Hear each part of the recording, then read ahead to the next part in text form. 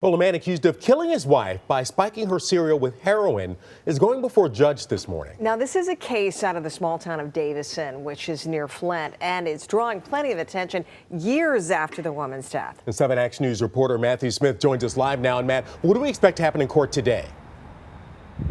So, Keenan, essentially the judge has to look at all the evidence and decide whether this case will move forward and go into a full trial. And this is a long time coming because it was all the way back in 2014 when Christina Ann Thompson Harris died. Now, at the time of her death, the chief medical examiner out in Genesee County looked at all the evidence and thought that this was an accidental overdose. But this year, the prosecuting attorney in Genesee County told us that there's belief that her husband spiked her cereal with heroin in an attempt to, quote, get rid of her.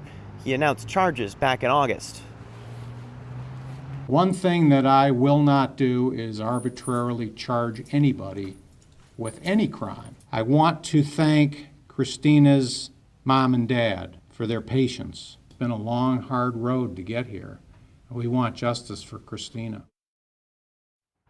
Christina was just 36 years old at the time of her death. Friends always contended that she never used drugs, and as more digging was done, coworkers on Harris began to tell police he'd been looking for a hitman.